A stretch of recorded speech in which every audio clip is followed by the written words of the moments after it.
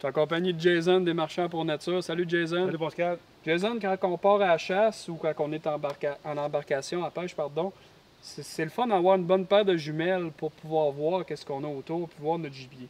Tu veux nous parler justement de ça aujourd'hui, puis des caractéristiques et aussi comment la choisir.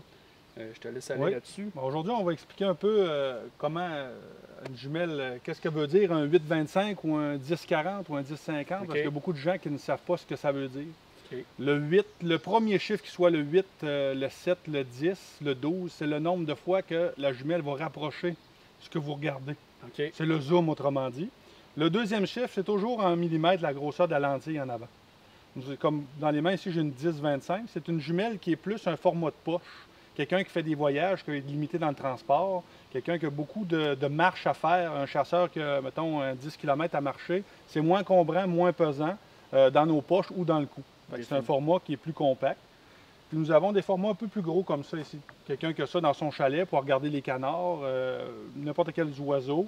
C'est un modèle qui est plus gros. Ici, nous avons une 10-50, nous avons 50 mm d'ouverture ici, puis elle zoome 10 fois. Ce que ça avantage une lentille plus grosse, c'est la luminosité rentre plus dedans. Fait que ça va être plus clair à faible luminosité, comme de bonne heure le matin, tard le soir. Fait que ça a l'avantage de ça, surtout pour les chasseurs aussi de cache. Ils veulent voir le gibier au lieu de prendre le télescope et mirer sans savoir c'est quoi qu'il y en a avant. Fait que c'est très important. Oui.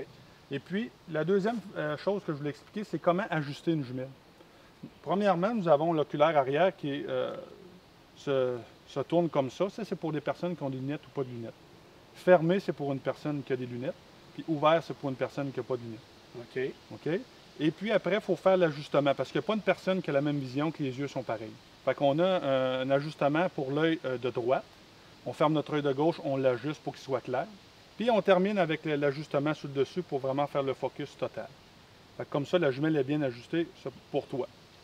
Quelqu'un d'autre la prend, il faut qu'il recommence. Il faut qu'il réajuste l'ajustement ici et celle-là sur le dessus. Sinon, ça ne sera jamais clair parce qu'il n'y a pas une personne qui a la même vision. OK. Un petit conseil très intéressant que je pense peu de monde savent parce que c'est important de voir clair. C'est ça le but d'une jumelle, justement, de rapprocher les éléments. Combien de personnes j'ai vu dire « mes jumelles sont pas claires », c'était mal ajusté. C'est un petit détail qui est très important. Oui. Bien, merci beaucoup pour ces renseignements, Jason. Ça fait plaisir, Pascal.